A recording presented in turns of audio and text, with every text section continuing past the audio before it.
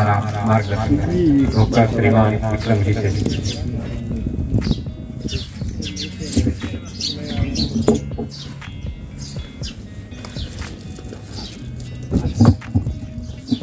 धन्यवाद। आज स्वर्गीय राम जी कुमार की चतुर्थ पुण्यतिथि पर मैं उनको श्रद्धांजलि देते हुए इस श्रद्धांजलि सभा एवं जो मोटिवेशनल सेमिनार है उसके बारे में जानकारी दूंगा आपको। इसके बाद आपके जो भी सवाल हो वो पूछ सकते हो आप। सबसे पहली चीज,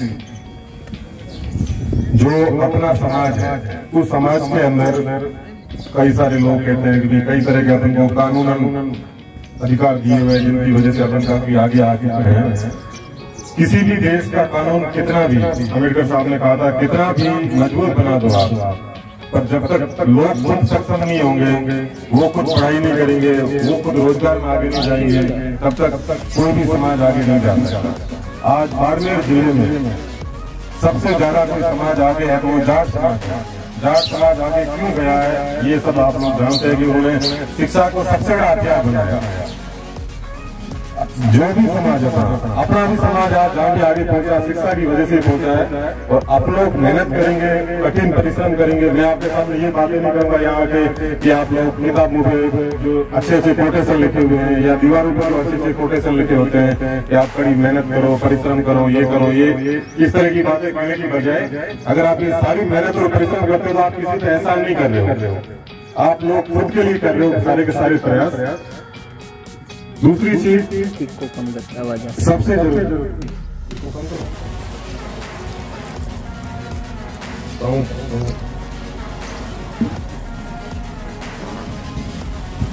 केंद्र सरकार नहीं लागू कर रही है तो हर भर्ती में कुछ फर्जीवाड़ा भी होता है। कुछ शिक्षण प्रणाली जिस तरह की है, कुछ लोग बातें बनाते हैं कि रोजगार को सपोर्ट नहीं करती अपनी शिक्षण प्रणाली है जो, बट इन सबको ध्यान में रखने के बाद भी अपन को जो चीज जैसी मिल रही है, जितनी अपने पास सुविधा है उसके अकॉर्डिंग ही अपन को सारी मेहनत करनी पड़ेगी।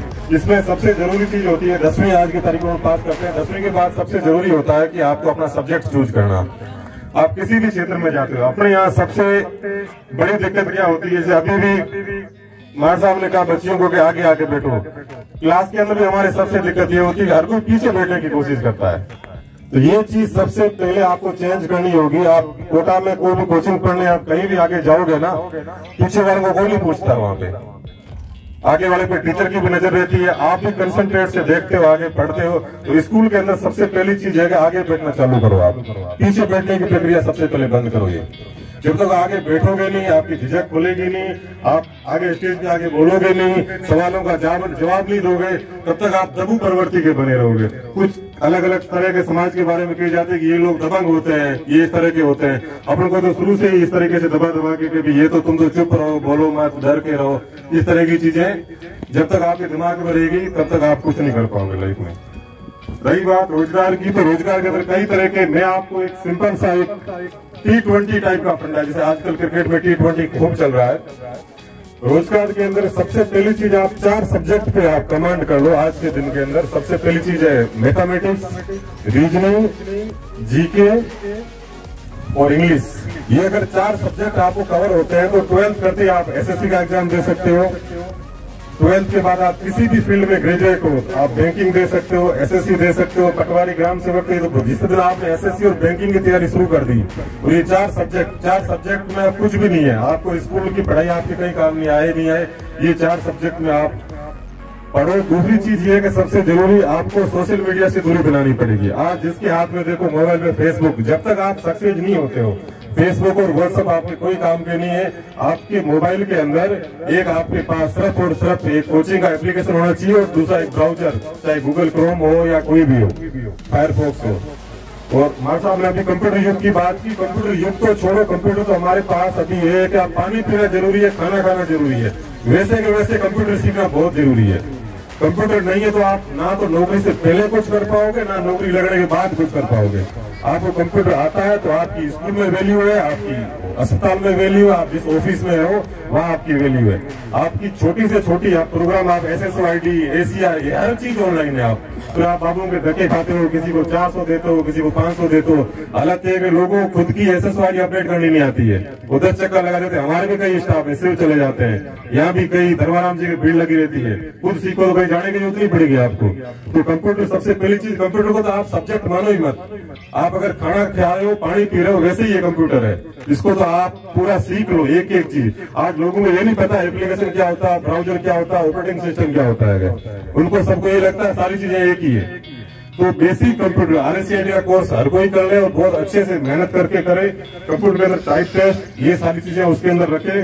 दूसरी चीज, सक्सेस होने के लिए सबसे पहले आज की तारीख में हर चीज की सीटें बढ़ गई है। मेडिकल की एक टाइम पे सिर्फ बहुत 10,000 15,000 सीट हुआ करती थी, आज की तारीख में 90,000 सीट है, जिसमें 45,000 के आसपास गवर्नमेंट की सीट है। और आराम से सिलेक्शन होता, मेहनत करके किसी कोचिंग सेल्फ स्टडी के तौर पे आप कर सकते हो सिलेक्शन। कहीं आपको जाने की जरूरत नहीं है, आपके पास सोशल मीडिया को छोड़ के नेट के अंदर सारी की सारी चीजें आपके पास है। दूसरी, विशेषकर जितनी भी बच्चियां आई हुई है, महिलाएं आई हुई है, आज आप देख रहे हो स्टेज में एक भी महिला नहीं बैठी हुई है। तो आप लोगों की ये जिम्मेदारी बनती है, जो भी 12th करके जा रही है, आगे जा रही है, अगली बार जब भी प्रोग्राम हो तो यहाँ आधी महिलाएं, जिस दिन यहाँ आधी महिलाएं आ जाएगी ना, उस दिन अपने समाज को आगे बढ़ने से कोई रोक नहीं सकता। सबसे जरूरी चीज ये, ज्यादा स्टेज महिलाओं से भरा होना चाहिए। आप अनेक किसी भी जाति के प्रोग्राम में चले जाओ, आपको आदमी महिलाएं देखेगी आ जाए। मैंने कल मार साहब से बात की भी, तो यार किसको बुलाए यहाँ पे, तो गए हमको तो कोई लग नहीं रहा जो बुलाए इसको। तो सबसे पहले तो आप लोग सक्षम रहो, आप पे ज्यादा जिम्मेदारी बनती है शिक्षा की। हमेशा शुरू से आता है कि महिला 2 घर को संभालती है, डबल जिम्मेदारी महिलाओं पे रहती है।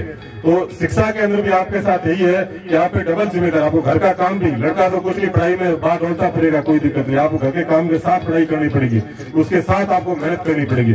दूसरी चीज, हो सकता है कुछ बच्चियां हैं जो स्कूल नहीं जा पा रही है, तो आजकल 3-4 तरह के बोर्ड चलते हैं। NIOS बोर्ड है, इग्नू है, कोटा खुला है।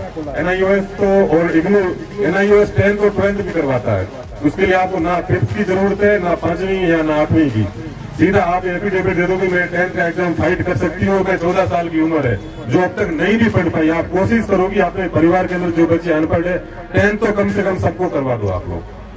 NIOS के अंदर सबका फॉर्म भरवाओ, कोई 3,000 रुपए की फीस लगती है, कोई ज्यादा मगजमारी नहीं है और इजीली आप पास हो जाते हो। थोड़ी बहुत मेहनत करते हो, घर पे पढ़ाते हो, ठीक है।